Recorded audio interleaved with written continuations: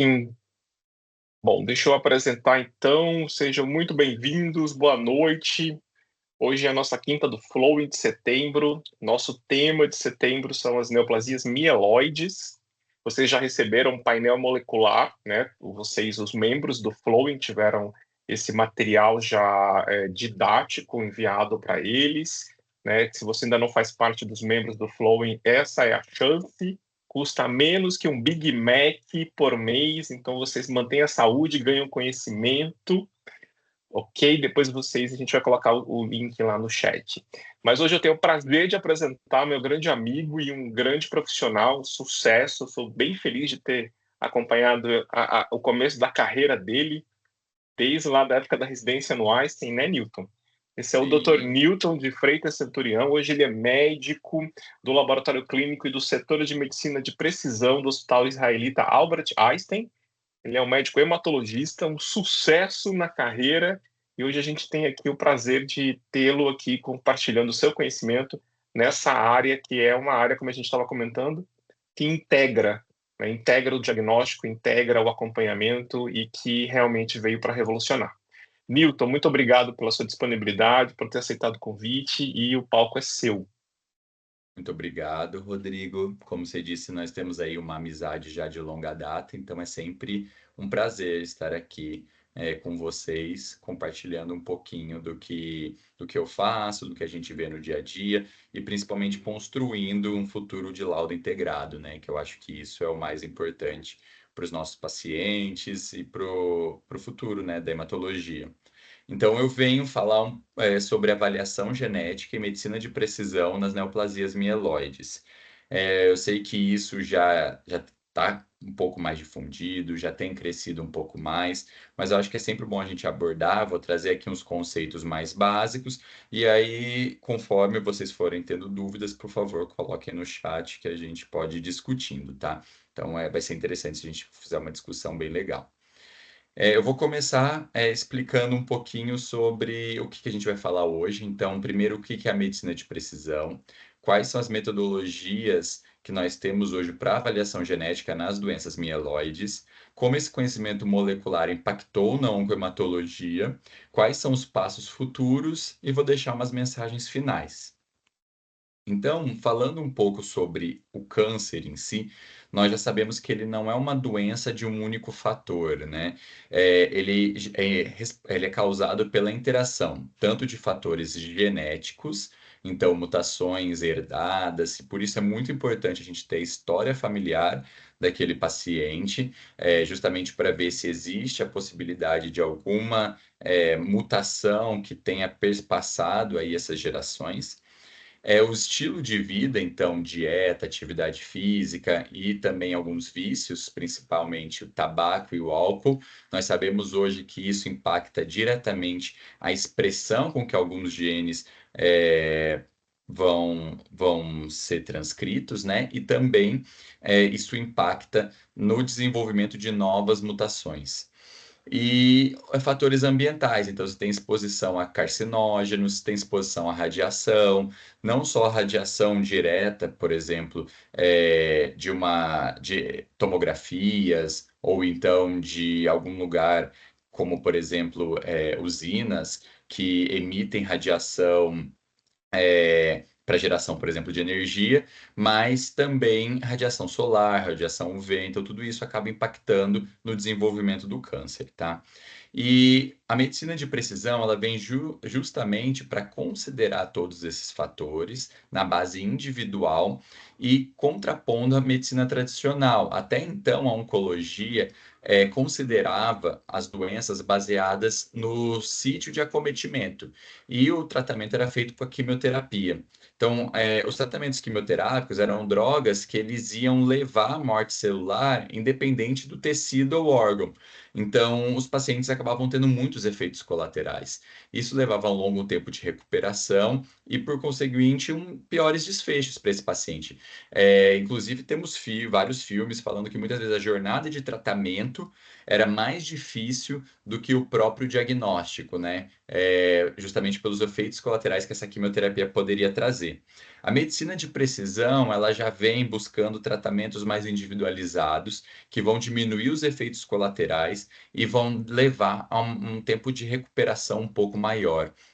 Só que para conseguir desenvolver essa medicina de precisão, é importante que 3 pilares existam, né. Então, o primeiro é a bioinformática. Então, a bioinformática, ela trata de analisar todo o material, obtido dos sequenciadores, na hora que a gente faz o sequenciamento dos genes, né, seja em painéis, seja em genoma, e a partir desse sequenciamento, conseguir estruturá-los de forma que possa ser analisado. Então, o desenvolvimento da bioinformática permitiu que a gente conseguisse analisar de forma mais rápida e mais precisa o material genético humano.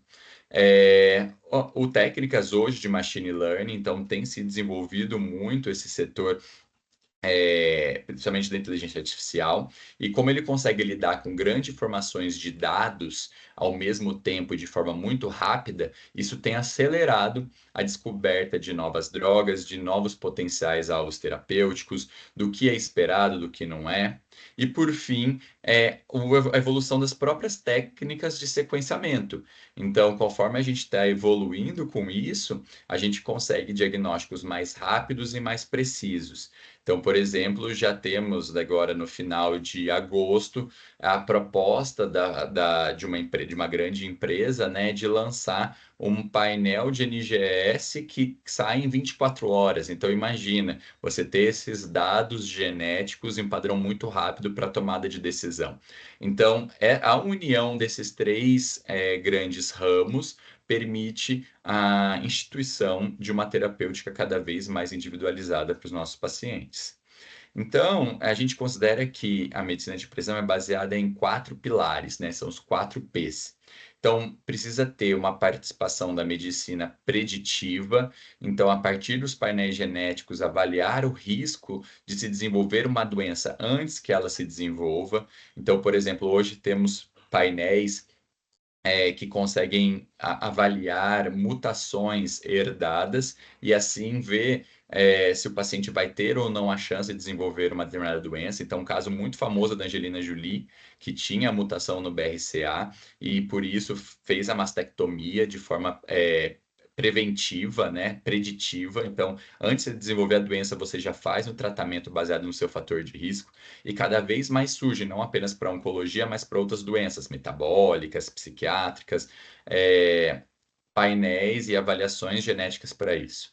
Uma medicina preventiva em que você consegue fazer um screening ou rastreamento das principais doenças antes mesmo que elas apareçam. Então, hoje em dia, a gente já consegue ver DNA livre circulante e estudos têm surgido para que esse material possa ser utilizado para identificar focos de neoplasias quando ainda não há nenhum sintoma, porque esse é um grande gargalo. Muitas vezes a gente descobre só um quadro oncológico quando a gente já está muito sintomático, então a doença já está muito avançada. Então, esse screening genético vai ser muito importante também no futuro, tá? Uma medicina que seja personalizada, então, conhecendo o perfil mutacional de cada paciente, nós vamos poder oferecer um tratamento que seja melhor para ele, então, com menos efeitos colaterais, um tratamento que seja mais direcionado, que é muito do que a gente vai comentar hoje, que é onde a medicina está mais avançada. E, por fim, uma medicina participativa. Então, você consegue informar ao paciente todos os riscos, todas as possibilidades, tanto terapêuticas quanto de evolução da doença, de risco daquela doença, e assim tomar uma decisão conjunta com ele. Então, a gente acredita que o futuro da medicina é baseado, logicamente, na medicina de precisão, vai ser a união desses 4 pilares. E onde começou, né? Então, nós podemos nos vangloriar que a medicina de precisão começou com a hematologia, por alguns fatores, né? Então, primeiro que acessar um material que está envolvido com a neoplasia é bem mais fácil. Então, ou uma amostra de medula óssea, ou então, que não é tão invasivo, igual fazer, por exemplo, uma cirurgia, uma biópsia do pâncreas. Então, a medula é mais facilmente acessível. Ou então, o próprio sangue periférico. Então, a amostra é um pouco mais fácil. E muitas vezes as neoplasias hematológicas, elas têm uma mutação driver, uma mutação única que desencadeia a doença. Então isso facilitou com que a medicina de precisão começasse nessa área, né? Então, principalmente com o surgimento do Glivec, né, do imatinib, lá mais ou menos em 2000, em que, a partir da detecção da translocação 922, que é o famoso BCR-ABL, que ele propicia uma ativação, então ocorre a formação de uma tirosina-quinase que vai estar hiperativada, isso vai levar a uma proliferação da célula granulocítica exagerada. Então, até o desenvolvimento dessa droga-alvo, a sobrevida em 10 anos era em torno de 20%. Atualmente chega a 80%, 90%. Então, muitas vezes a população tem uma expectativa de vida e uma qualidade de vida muito semelhante à população normal. Então, de fato, revolucionou a medicina. Então, eu vou começar agora, discutindo, após discutir um pouco sobre a medicina de precisão, quais são as metodologias que a gente utiliza para avaliação genética, né? Então, começando com as mais antigas, muita gente esquece, mas a citogenética traz importantes informações no tanto diagnóstico quanto prognóstico das neoplasias hematológicas. Então, nós temos o cariótipo, em que o material obtido tanto de sangue quanto de medula passa por uma cultura celular para que esteja na fase de metáfase, em divisão, que é quando os cromossomos eles estão mais condensados e possíveis de se visualizar no microscópio. Ocorre a preparação desse material com a coloração. No Brasil, o mais comum é o bandamento G, então que usa o corante Giemsa, que vai fazer com que ele adquira bandas de cores claras e escuras. E a partir dessa sequência de bandas claras e escuras, a gente vai conseguir identificar a quais cromossomos aquilo que a gente está vendo se refere e assim observar as alterações. O FISH, que é a hibridização in situ com fluorescência, ela já não precisa que a célula esteja em divisão, então isso já facilita, porque muitas vezes uma dificuldade técnica da cariotipagem é justamente fazer com que essa célula consiga se dividir. Então, doenças que não têm um turnover celular muito grande acabam não tendo tanta facilidade de se observar. Então, quando você consegue fazer sem então estar na divisão, você vai utilizar sondas específicas para diferentes regiões dos cromossomos, e assim essas sondas vão estar acopladas a uma fluorescência que você consegue visualizar no microscópio de campo escuro, e aí, dependendo da anormalidade, as diferentes tipos de sonda vão ser capazes de detectar. E isso é importante porque o FISH muitas vezes detecta alterações crípticas, alterações menores que não são visualizadas no cariótipo. Porém, essas duas técnicas, elas não vão conseguir analisar mutações, alterações muito pequenas, de poucos pares de base. Geralmente são alterações estruturais, maiores, então translocações, deleções, às vezes inversões, mas de muitas vezes já vai ser o suficiente para dar um diagnóstico ou um acompanhamento do nosso paciente. Uma segunda revolução aconteceu com o surgimento da biologia molecular. Então, os ensaios utilizando a reação de cadeia em polimerase permitiu com que a gente conseguisse, por meio de probes específicas para algumas regiões gênicas, amplificar essa região e assim observar se existia ou não mutação. Essa técnica é muito utilizada principalmente para os segmentos do paciente, porque é muito sensível. Então, se você, mesmo que você tenha em pequenas quantidades, aquela mutação específica, aquela alteração genética específica, você consegue endereçar com a sonda e aí fazer a amplificação e com isso quantificar, dependendo do número de ciclos que acontece para amplificar esse material genético.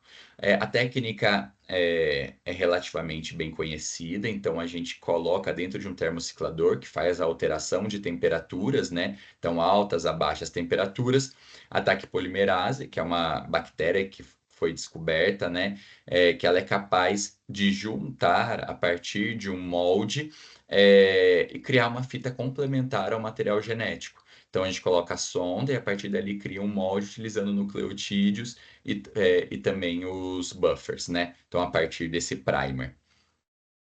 E por fim, o sequenciamento de nova geração, que surgiu, chegou mais no Brasil a partir de 2010, mais ou menos, em que a gente faz de fato um sequenciamento. Diferente das outras técnicas que a gente procura identificar alterações, no sequenciamento a gente observa a sequência toda do gene. Então, o workflow basicamente passa por uma extração do material genético.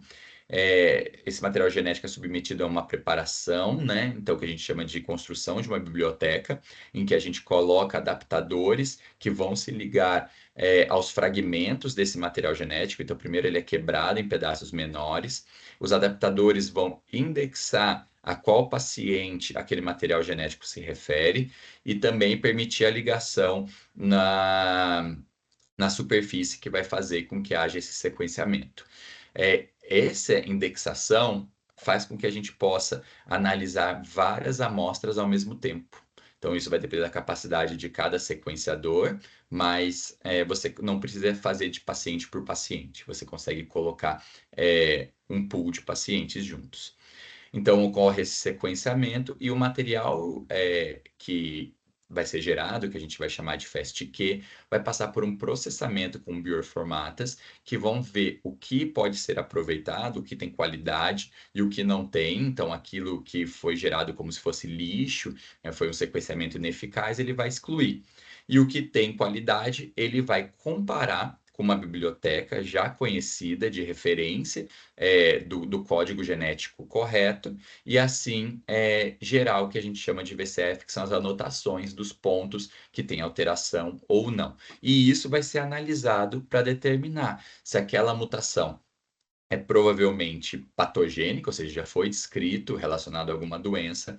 Se é uma variante de significado indeterminado, que a gente chama de VUS, então é uma variante do modelo, né, do que é considerado o genoma de referência, mas ainda não tem nenhuma correlação, ou se sabe que é benigna, que não tem nenhum problema. Então, é assim que acontecem as metodologias. Então, sabendo agora já como que a gente, quais são os métodos que a gente pode utilizar, vamos conversar um pouquinho sobre como isso afetou a oncohematologia. Desculpa. Então, vamos falar um pouquinho de cada doença, tá? Então, começando com a leucemia mieloide crônica, como eu falei, foi o protótipo inicial, a primeira que surgiu. Nós sabemos que hoje em dia o uso de todas as técnicas, então seja do FISH, da citogenética, do PCR e até mesmo do sequenciamento do genoma completo, ele já tem sido estudado nessa doença. Então a citogenética e o FISH, eles são capazes não apenas de detectar aquela translocação na OI22 que a gente citou anteriormente, então ela é importante para o diagnóstico, mas também para o prognóstico. Então esse trabalho aqui publicado em 2025, que são as recomendações do Leukemia Net da leucemia mieloide crônica, ele coloca muito bem o papel de identificar outras mutações. Então, outras fusões e mutações que não são BCR-ABL, que são conhecidos como anormalidades cromossômicas adicionais e que isso possui um impacto prognóstico negativo na evolução dessa doença. O PCR, então, em tempo, que seria PCR em tempo real, né, ele consegue avaliar e quantificar a fusão dos transcritos, né, do BCR-ABL e até diferenciá-los em dois tipos de transcrito, né, que é o P190 e P210. E com isso, fazer o segmento do paciente. Então, seria aquilo que a gente falou um pouco de um caráter preventivo. Então, você avaliar uma recaída antes que ela aconteça, já pelo aumento desses transcritos e assim poder atuar de modo preventivo antes que de fato a recaída aconteça. E por fim, o sequenciamento de nova geração está cada vez mais sendo utilizado não apenas para identificar algumas mutações, como IDH1 e 2, NRAS e FLT3, que seriam, além de acionáveis, também impactariam no prognóstico, mas também para avaliar a resistência ao tratamento, tá? Então, aqui colocando um pouquinho de como é usado esses marcadores, né? Quando a gente avalia a quantidade de transcritos do BCR-ABL no sangue, a gente consegue fazer esse acompanhamento em 3, 6, 12 meses e nós já temos os valores que são esperados após o início do tratamento. Então, dependendo da redução desse transcrito, a gente considera que o tratamento está sendo efetivo, tem uma evolução favorável. Se não atingiu, isso é um sinal de alerta, temos que ficar atentos. Ou então, se não houve praticamente nenhuma queda, então, por exemplo, em 3 meses ainda temos mais de 10% dos transcritos e ele se mantém durante todo esse período, a gente consegue já pensar, e ele for se mantendo em 6 meses, até em 12, a gente consegue pensar que existe uma resistência, que o tratamento não está sendo eficaz. Então, é muito importante hoje, é fundamental o uso da técnica do PCR para a gente conseguir avaliar com sensibilidade a evolução da doença. E caso a gente suspeite de uma resistência, nós podemos lançar mão do sequenciamento principalmente do gene ABL, para ver, dependendo da mutação, a resposta que vai ter a um determinado inibidor tirosina quinase. Então, por exemplo, uma mutação muito famosa é o T315I, que nenhum paciente quer ter, porque justamente ela confere resistência a quase todos, então só sendo sensível ao ponatinib e o asciminib. Então, ter o conhecimento dessa mutação permite que a gente faça um tratamento adequado e não fique expondo o paciente a outros tratamentos que vão ser ineficazes, que a gente já sabe que não vai ser adequado. Então, na LMC, mesmo sendo uma doença que já está há muito tempo, já possui uma droga-alvo, a gente ainda está evoluindo nessa questão do sequenciamento para que não haja falhas, né, a esse tratamento.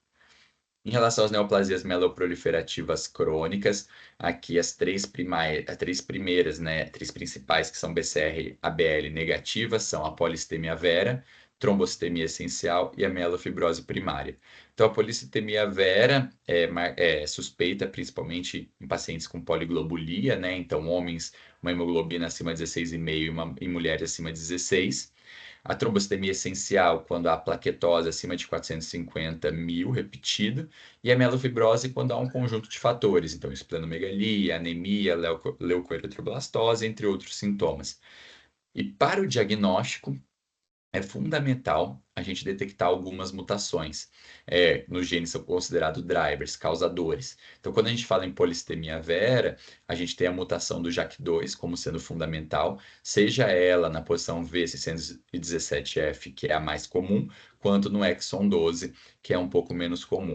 Mas praticamente, para ser considerada polistemia vera, tem que ter mutação nessas regiões. Na trombocitemia essencial, existe uma porcentagem que não carrega mutação, que a gente chama de triplo negativo e 20%, mas a maioria vai ter mutação tanto no JAK2V617F, quanto no gene da calreticulina, quanto no do MPL. Então, a pesquisa dessas mutações é fundamental para o diagnóstico. E nesses casos triplo negativos, como que a gente faz? Ainda assim, a presença de um painel é importante para garantir a clonalidade. Então, você pode identificar outras mutações em outras regiões responsáveis também por proliferações mieloides, né? E no caso da mielofibrose primária, é fundamental não apenas para você fazer o diagnóstico, com a presença aqui de um desses dessas três mutações principais, mas também para você poder calcular o score de risco. Hoje em dia, o risco da mielofibrose, então a avaliação prognóstica, é feita baseada também num painel mieloide que avalia mais genes, e dependendo da presença desses outros genes, você vai conferir maior ou menor risco. Tá? E outro ponto interessante também da medicina de precisão, principalmente em mielofibrose, é que hoje já temos medicações que atuam especificamente no JAK2, então temos inibidores de JAK2 que sim, hoje ajudaram muito no tratamento dos pacientes com mielofibrose primária, tá? Além disso, alterações citogenéticas também conferem prognóstico adverso para os pacientes.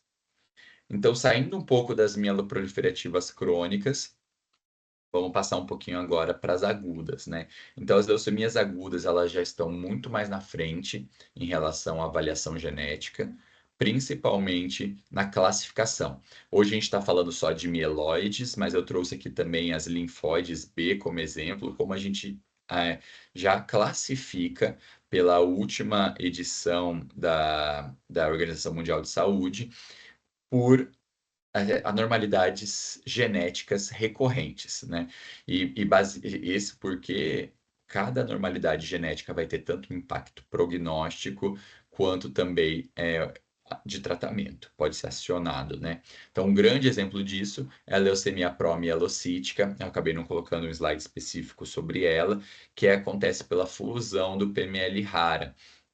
E isso faz com que, apesar, hoje em dia, leve a um prognóstico benigno, porque nós conseguimos medicações que atuam, então a gente tem hoje o ATRA, o ácido transetinóico, em associação com um ato que permitem, não apenas em pacientes de baixo risco, e cada vez estudos têm surgido mais para os de alto risco também, é, um tratamento que seja livre de quimioterapia. Então a gente acaba usando só essas duas drogas, então trióxido arsênico, que é o ato, com o ácido transetinóico, e tem garantido excelentes resultados, uma sobrevida muito boa também para os pacientes. Então, essa doença que até no passado era considerada gravíssima pelo alto risco de sangramentos e coagulopatia, que levava uma alta morbimortalidade, hoje em dia se desconfiado precocemente, iniciado o ATRA precocemente, tem excelentes desfechos. Então, esse é o grande protótipo das leucemias mieloides, de uma droga que teve, por conta dessa medicina de precisão, de ter uma droga-alvo, conseguiu mudar o cenário, né? A classificação prognóstica também vai depender muito dessas mutações. Então, aqui a gente consegue ver que a European Leukemia Net de 2022 coloca recomendações a respeito do que nós devemos avaliar, tanto por citogenética, então translocação 821, inversão do 16, como também por avaliação de sequenciamento, com mutações TP53, RANKS1, e conseguimos classificar de acordo com o risco, em favorável, intermediário e adverso. Então, hoje, para a estratificação do risco das leucemias mieloides agudas, nós precisamos ter a integração com esses testes genéticos.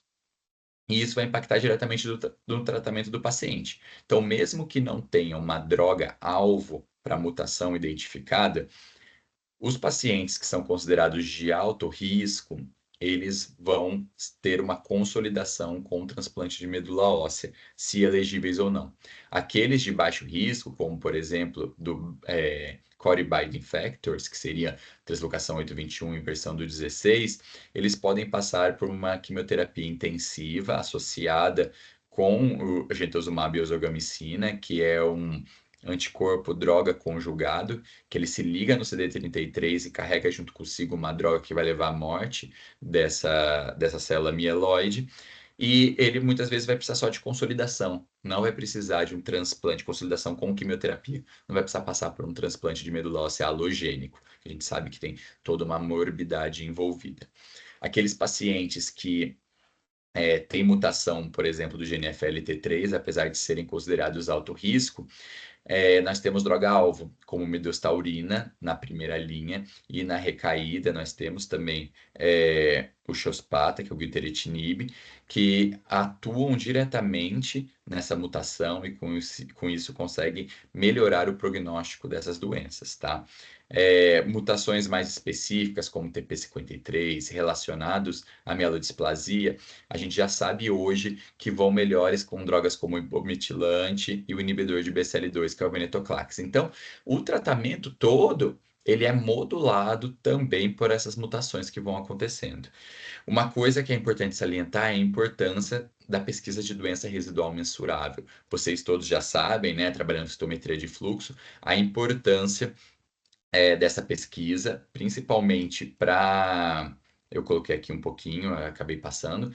É, Em todas as leucemias, então, utilizar a citometria de fluxo para pesquisar a doença residual mínima é importantíssimo, porque isso a gente consegue atuar de modo preventivo nesses pacientes, muitas vezes ou levando para uma consolidação um pouco mais pesada, com transplante, ou então iniciando alguma outra droga, ou então uma manutenção, mas a gente sabe que alguns subtipos de leucemia também devem ser acompanhados por PCR, que é uma metodologia também extremamente sensível, e a gente sabe que tem muitas dificuldades técnicas na realização do DRM por citometria de fluxo, então acaba sendo um auxiliar nessa identificação. Então, exemplos são NPM1, que pode ser buscado tanto na medula como no sangue periférico, e também as mutações core binding factors. Então, a inversão do 16 e a translocação do 821, eles conseguem ser identificados também por PCR. Lembrando que no PML raro, o segmento também vai ser feito por biologia molecular desse transcrito. E hoje, então, o próprio guideline da European Leukemia Net já coloca quais exames idealmente devem ser solicitados para uma boa prática de um tratamento de pacientes com leucemia mieloide aguda, né? Então, ele coloca que é importantíssimo realizar exames citogenéticos e avaliação desses genes, que eles não só alteram o prognóstico, mas também têm impacto terapêutico. Então, FLT3, IDH1 e IDH2, o NPM1, CBP-alfa, que isso aqui indica um bom prognóstico, então muitas vezes o paciente não vai precisar ir para um transplante. TP53, XL1, BCOR, EZH2, RANKS1, SF3B1, SRSF2, TAG2, o 2AF1 e o ZRSR2. Existem outros genes que são adicionais, esses aqui são rearranjos, que podem ser vistos também pelo sequenciamento, mas muitas vezes vão ser vistos pela citogenética, e aqui são outros genes adicionais que não são tão importantes no momento, mas que ter esse resultado vai ajudar no futuro a talvez avaliar outras correlações, outros fatores prognósticos. E aqui ele coloca inclusive um tempo que idealmente esses resultados deveriam sair para que pudesse ter impacto na tomada de decisões. Então, ali ficando em torno de 5 dias. É algo que, infelizmente, a gente tem dificuldade de atingir aqui no Brasil. Então, passando um pouco das leucemias agudas e todo esse impacto do que a gente pode fazer, vamos falar um pouquinho agora das neoplasias mielodisplásicas, né? Então, a gente sabe que existe uma evolução no processo diagnóstico. Então, primeiro o paciente chega com um grau de citopenia, seja anemia, neutropenia, plaquetopenia, e aí você tenta ver causas secundárias, não encontra, e fica uma citopenia inexplicada. A gente precisa ver se ele é clonal ou não, e para isso precisamos da avaliação genética. Então, a presença tanto de alterações na citogenética quanto no painel mieloide realizado, vão dizer se aquilo é clonal ou não. E aí a avaliação da medula, seja pela morfologia, pela imunofenotipagem, vai permitir dizer se tem ou não displasia. Se houver displasia em mais 10% das linhagens, a gente vai classificar como neoplasia mielodisplásica. Se não houver, vai ser uma citopenia clonal de significado indeterminado. A gente sabe que a citopenia, ainda mais dependendo das mutações que ele apresenta, possuem prognósticos e uma evolução muito mais rápida para uma SMD, mas ainda não existem muito guidelines certos de como fazer esse acompanhamento. A gente sabe que esses pacientes precisam ser acompanhados. Agora, né, em relação à síndrome mielodisplásica, já temos inclusive a classificações baseadas na RU que vão diferenciar de acordo com as anormalidades genéticas definidoras, que vão ter impacto em tratamento e em prognóstico. Então, nós temos aí a neoplasia mielodisplásica com poucos blastos e deleção de 5q, a neoplasia mielodisplásica com poucos blastos e mutação do SF3B1, e a neoplasia mielodisplásica com inativação bialélica do TP53. Então, esse daqui é o painel indicado para estudo de neoplasias mielodisplásicas publicado aqui por esse trabalho da Blood de 2023, que propõe o diagnóstico e classificação das síndromes mielodisplásicas. Então, nós vemos que é um painel bem grande, né? E aí ficamos perguntando por que que isso é tão importante, né? Então, principalmente para classificação de risco. Até pouco tempo atrás, então até 2023, a gente utilizava para classificar o IPSS-R. Então, ele considerava tanto fatores como do hemograma, né? Então, nível de hemoglobina, presença de blastos circulantes, plaquetopenia, até fatores citogenéticos. Mas com a adição e o conhecimento das mutações, foi desenvolvido o IPSS-M. E esse trabalho, ele conseguiu comprovar que é muito mais correlacionado com a evolução dos pacientes. Então, o IPSS-M, que é esse cinza mais escuro, ele tem um índice de correlação com sobrevida global, sobrevida livre de leucemia, e o tempo para leucemia é muito maior do que o antigo IPSS-R. E a gente vê que engana. Então, às vezes, você saber as mutações, a gente consegue reclassificar. Muitas vezes, um paciente que era de baixo risco pelo IPSS-R em um alto risco. E isso vai mudar o segmento, você saber. Então, aqui nas curvas, a gente vê que, por exemplo, a sobrevida desse paciente vai ser muito menor, por exemplo, se ele for desse grupo aqui, vermelho mais claro, que é de muito alto risco, em comparação, por exemplo, com o azul escuro, que é o grupo de muito baixo risco. E sabendo disso, a gente consegue otimizar melhor o tratamento desse paciente. Então, como a gente pode observar, o tratamento dos pacientes que são classificados como alto risco, ele já tem que ser dirigidos para o transplante de medula óssea halogênica, não vai ter outro tratamento que ofereça benefício. E aí o risco-benefício do transplante acaba sendo bom, acaba sendo importante, porque oferece uma chance de cura para esse paciente. Agora, já aqueles casos de baixo risco, eles podem responder e tolerar, eles não vão ter uma rápida evolução, por exemplo, para uma leucemia. Então, a gente pode fazer o suporte tanto com transfusões, análogos da eritropoetina, como, por exemplo, alfapoetina, e também outras drogas que eu vou comentar agora aqui na frente, né? Então, na deleção do 5Q, e por isso ela é uma entidade distinta na classificação da Organização Mundial de Saúde, a gente pode usar a lenalidomida. Então, essa medicação é um imunomodulador, que ele é utilizado em várias doenças da hematologia, também é um antiangiogênico, e ele vai ajudar no estímulo da eritropoese regular, diminuindo, assim, muitas vezes a necessidade transfusional desses pacientes.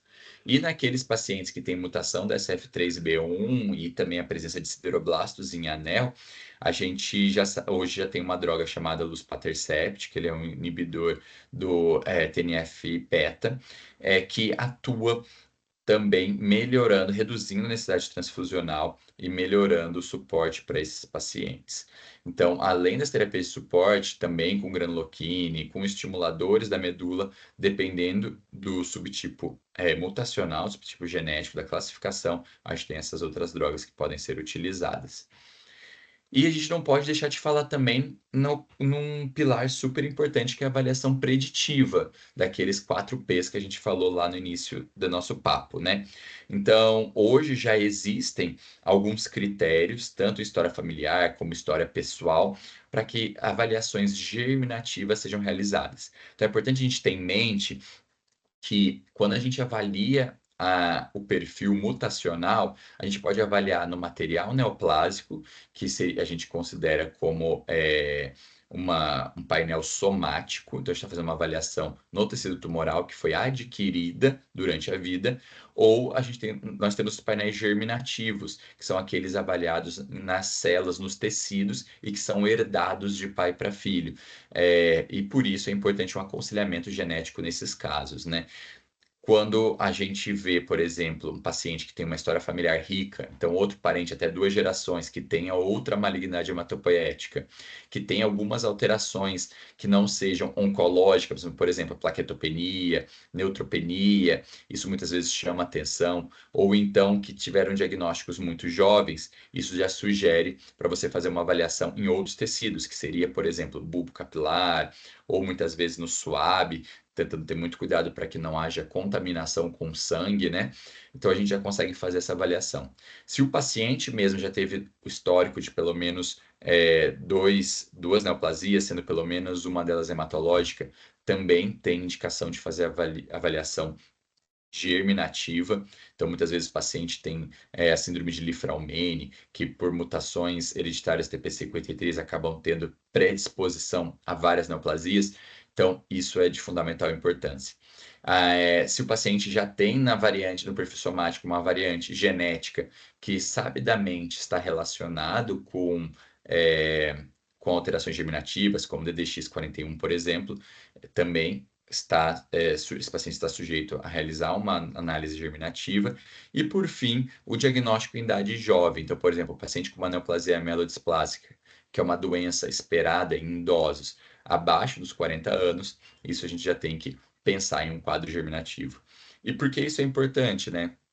Então, como a gente falou, para um aconselhamento da família, então, tanto reprodutivo, para tomar cuidado com a prole, como também para avaliar em outros irmãos, em pais, e também na hora que for escolher um doador para um transplante halogênico. A primeira busca acontece sempre na família, e é importante você excluir que o doador, por exemplo, o irmão, mesmo que seja compatível, ele não tenha a mesma mutação que vai predispor a doença. Então, porque a gente não vai estar resolvendo o problema do nosso paciente, né? Então, aqui é um exemplo, por exemplo, de um painel que a gente tem lá no Einstein, um painel germinativo. Então, a gente coloca aqui todas as mutações. Então, aqui temos todas as mutações que estão relacionadas com predisposição hereditária, neoplasias mieloides, né? Esse paciente teve a mutação do gene GATA2, que ele predispõe não apenas à plaquetopenia, mas também a alterações mieloides, então aqui leucemia mieloide aguda e síndrome mielodisplásica, e ele teve o diagnóstico muito jovem, aí, com menos de 30 anos. Então a gente pesquisou, viu essa mutação, e aí agora é responsabilidade também fazer o segmento e as orientações posteriores. Então, só para dar agora um resumo de tudo que a gente conversou, qual que é a importância, então, da gente ter esse conhecimento genético nas doenças hematológicas, né? Então, na leucemia mieloide aguda, a gente já tem utilizado para diagnóstico, prognóstico e acompanhamento toda essa informação genética. Então, a gente viu que para classificar, segundo a Organização Mundial de Saúde, a gente tem que ter o conhecimento das anormalidades genéticas recorrentes.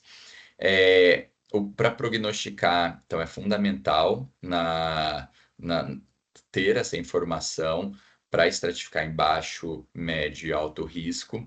O acompanhamento vai ser feito pela DRM, quando possível, também por biologia molecular, e a gente tem hoje os inibidores de FLT3, IDH1 e IDH2, o anticorpo droga conjugado, que é o gentosumab bisogamicina, e os inibidores de BCL2. Então, são drogas que podem ser feitas de acordo com o subtipo genético identificado.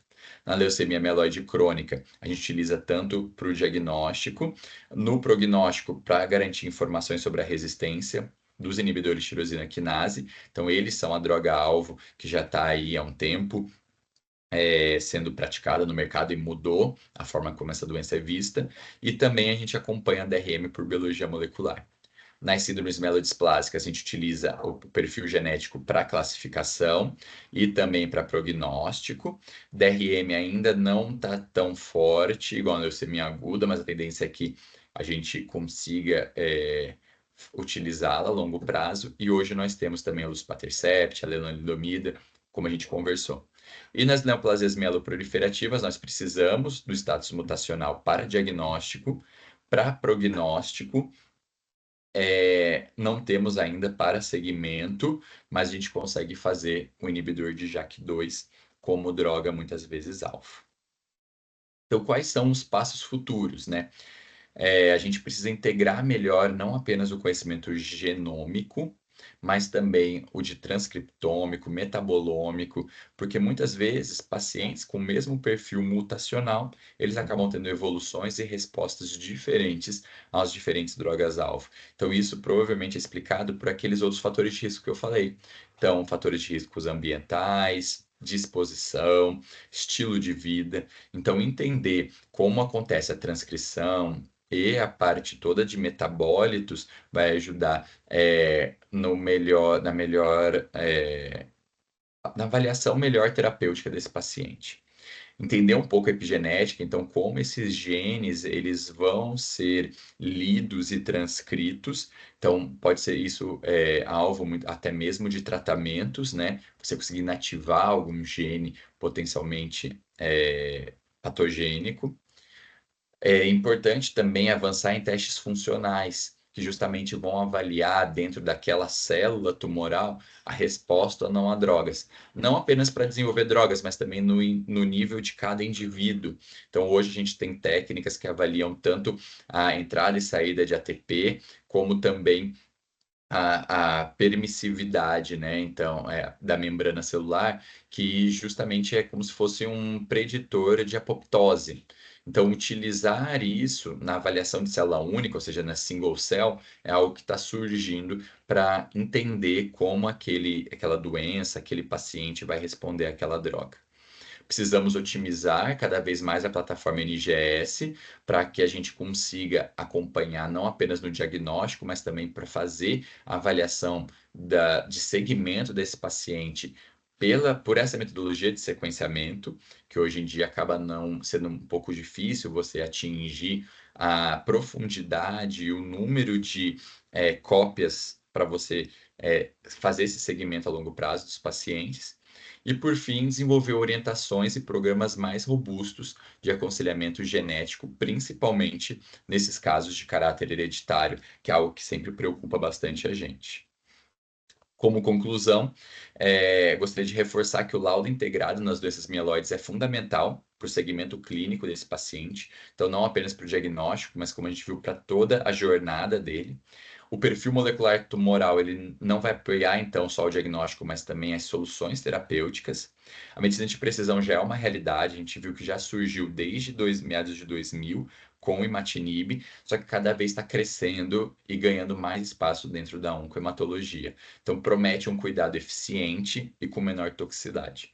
Mas no Brasil já tem alguns desafios, né? Então, democratizar mais esses painéis somáticos, muitas vezes eles não são cobertos pelas seguradoras, são ainda caros, difícil realização, tanto somáticos quanto germinativos, né? E conseguir liberar dentro daquele prazo que foi preconizado pela European Leukemia Net, que também é um desafio para que a gente consiga utilizar na prática clínica, né? Então, eu gostaria de agradecer a oportunidade, agradecer toda a equipe que trabalha hoje comigo e que permite estar avançando nesse conhecimento. Gostaria de agradecer ao Rodrigo, toda a equipe da Flow Mentor e do Flowing pelo convite. Estou aberto agora para as discussões. Excelente, Newton. Assim, como sempre, você dá o show da explicação, né? Contando uma história com começo, meio e fim. Né? O fim, nesse caso, é um fim aberto, é um fim esperançoso, um fim de muito trabalho. Eu tenho uma pergunta aqui, né? Na verdade, aquela coisa que a gente sempre pensa. Realmente a democratização dessas técnicas, dessa integração, ela vai acontecer. A gente quer que aconteça o quanto antes, né?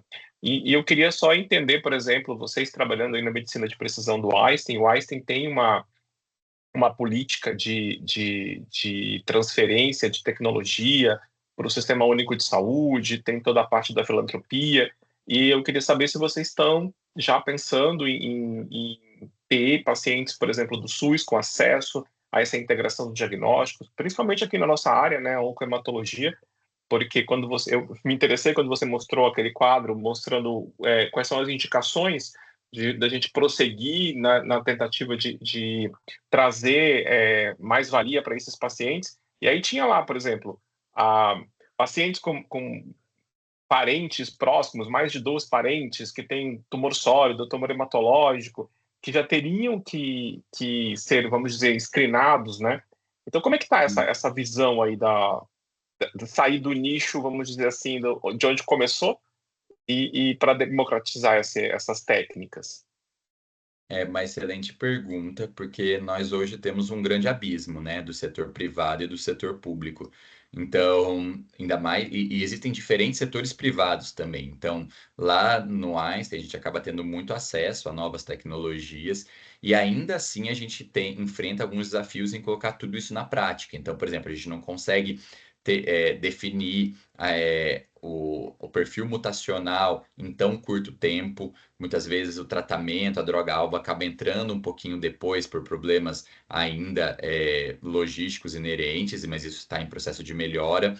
A gente também está montando equipes para conseguir fazer esse segmento dos pacientes que têm indicação de uma análise, de uma avaliação germinativa, de um acompanhamento familiar. Então, isso também é algo que está sendo construído. Então, é algo que está surgindo e a gente está olhando muito para aquilo que eu falei no último tópico de integração de metabolômica, de integração com outras ômicas para conseguir dar um diagnóstico e um segmento melhor.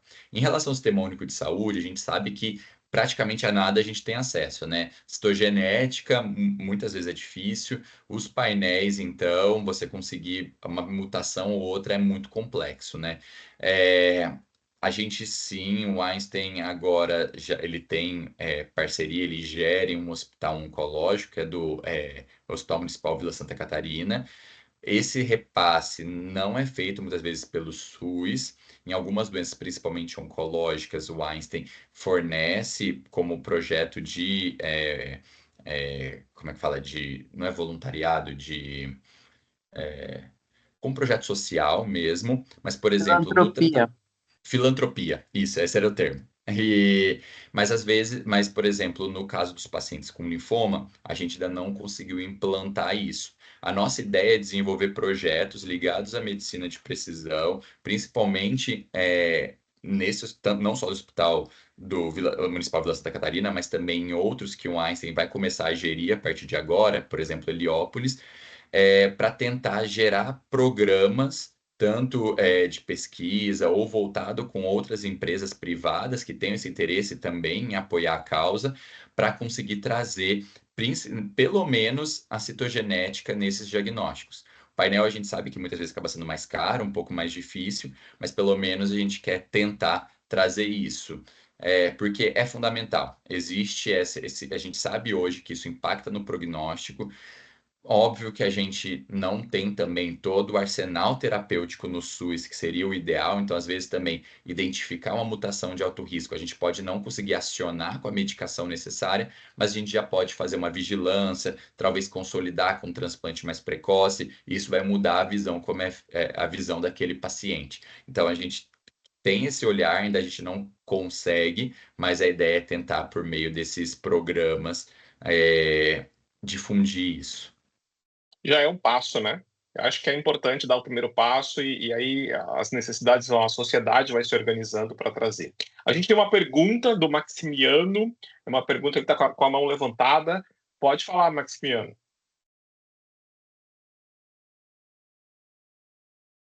Se você estiver falando, você está mudo, tá mutado.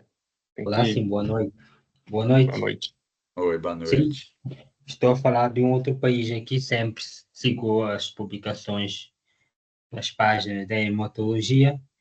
Parabéns pela apresentação bem clara, né? E também por tornar muito fácil um tema tão complexo, né? Certo?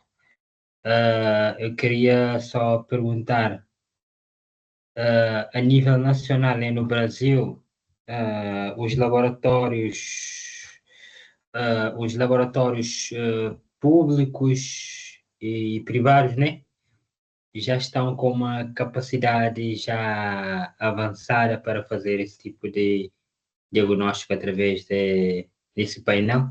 Outra pergunta é sobre esses testes, baseiam-se na técnica de hibridação ou qual é a técnica molecular por detrás da descoberta essas mutações ou se são sequenciamentos e também sobre o custo também, porque sabemos que o Brasil é um país muito grande, tem uma população grande, então seria uma coisa que, em termos de custo-benefício, poderia muito bem ajudar, né? Então, muito obrigado pela apresentação. Obrigado pelo comentário, pela pergunta. Realmente, você tocou alguns pontos interessantes, né? Infelizmente, ainda todo o serviço de saúde, principalmente o público e muitos lugares o privado também, ainda não consegue incorporar todas essas alterações, todos esses painéis, principalmente os painéis moleculares feitos por sequenciamento. Isso ainda é muito caro, então é um custo alto aqui no país, porque basicamente todos os insumos são importados. Então, a gente não tem algo nacional que facilite a difusão dessa tecnologia. É, e isso acaba impactando, eu acho que é um outro desafio grande, como os laboratórios muitas vezes não têm acesso a isso, fica restrito a alguns centros. Então, por exemplo, no SUS, basicamente só hospitais universitários acabam fazendo. É, e mesmo no particular, no privado, setor privado, poucos laboratórios fazem essa avaliação molecular. E aí, por isso, o laudo muitas vezes fica fragmentado. Então, faz uma parte em um laboratório, outra no outro, e essa integração acaba sendo muito complexa, porque aí depois, a ponta final, o médico vai receber vários laudos diferentes e ele vai ter que ser o responsável por fazer a integração disso tudo. Então, se a gente conseguisse fazer um sistema que pudesse integrar esse laudo, algo mais comum, isso também facilitaria no diagnóstico, facilitaria no segmento. Então, essa de fato é uma barreira, tá, Maximiano? A gente não tem uma grande penetração desses exames por todo o território nacional. E falando em custo-efetividade, de fato é algo que é importante ser avaliado, principalmente se vai levar para o Sistema Único de Saúde, que vai englobar muitas pessoas, né?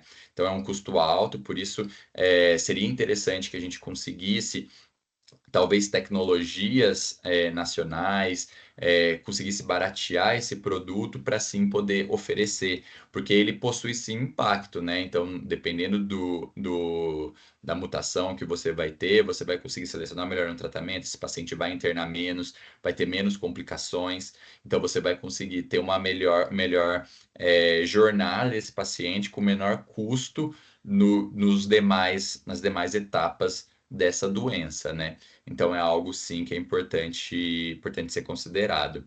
E eu acho que você perguntou também qual era a metodologia que era feita.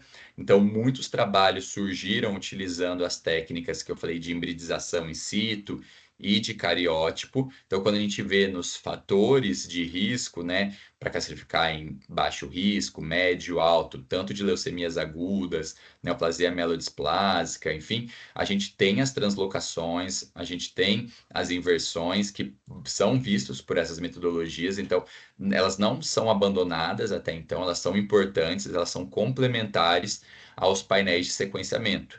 Mas hoje a gente sabe que os painéis de sequenciamento são fundamentais, tanto para identificar alterações que não foram vistas pelos métodos de citogenética, quanto para dar informações adicionais de outras mutações também, que vão impactar no prognóstico. Acho que eu respondi tudo. Acho que sim. Muito bem, muito bem. Mais perguntas, pessoal? Vamos aproveitar, a gente está 2 minutinhos depois do horário, mas dá tempo de fazer mais uma pergunta. Se alguém quiser fazer algum comentário, também a gente pode abrir o microfone ou pode... Fala, Fran. Pois é, eu só vi sua mensagem divulgando a aula agora, acabei entrando atrasada, perdi. Eu estava numa outra aula e estou sofrendo de não ter assistido desde o comecinho. E aí uma dúvida, talvez você até tenha falado sobre isso, já tem algum protocolo meio definido para que a gente investigue família? Sim, uma situação que você colocou naquele paciente que vai para transplante, que tem alguma mutação, mas já tem algum protocolo igual nos tumores sólidos, né? Porque parece que as neoplasias hematológicas é bem mais difícil a gente definir alterações germinativas, né? É um conhecimento que tem crescido mais recente, você está certa. É, então, já tem hoje alguns centros norte-americanos, né, que estão fazendo esse segmento nesses pacientes com neoplasias mieloides de caráter germinativo. principalmente as indicações que a European Leukemia Net coloca, basicamente se você teve já pelo menos 2 neoplasias, sendo uma delas hematológica, já é critério para você fazer uma investigação. Se você se você tem um diagnóstico em indivíduos jovens, principalmente abaixo de 40 anos, né, doenças como neoplasia mielodisplásica, que é esperado em adultos mais jovens, ou então se você acha na pesquisa da mutação somática mutações que são conhecidamente de caráter germinativo, você tem indicação de pesquisar em outro sítio, e principalmente se você tem um histórico familiar robusto, não só de neoplasias hematológicas, mas também de alterações, como por exemplo plaquetopenias. Então a gente sabe que muitos quadros de plaquetopenias congênitas são mutações que têm risco maior de desenvolver neoplasias mieloides ou linfóides. Então, esses são os critérios que ela coloca, que a European Leukemia Net coloca principais, mas é óbvio que outros screenings são feitos, e não apenas para identificar o doador, mas também para você fazer um acompanhamento desse paciente. Você sabendo que ele tem uma maior chance de desenvolver, você já vai acompanhar esse paciente mais de perto. Pequenas citopenias, você já avalia um tratamento anterior, e muitas vezes, antes, quando ele evolui, por exemplo, para uma SMD, você não espera ele agudizar, ficar tratando, você já vai direto para um transplante, porque você sabe que ele já tem uma mutação germinativa que provavelmente não vai resolver. São doenças geralmente de pior prognóstico. Mas tem já centros que fazem esse acompanhamento, que tem ambulatórios específicos de orientação. Então, eles têm já alguns até protocolos. Eu posso depois compartilhar com o Rodrigo, e aí ele pode passar para vocês também. Claro, Perfeito, excelente. obrigada. E Fran, se você perdeu o começo da aula, não se preocupa que essa aula vai para o YouTube da Flow Mentor, tá? Demora geralmente umas 2 semaninhas, mas fica lá. Todas as aulas do Flow, essas aulas abertas, elas vão lá para o canal da empresa. Tá bom? Quero assistir. Gente, que bom. Obrigada. Foi excelente, Newton. Muito obrigado. Obrigado pela sua cooperação.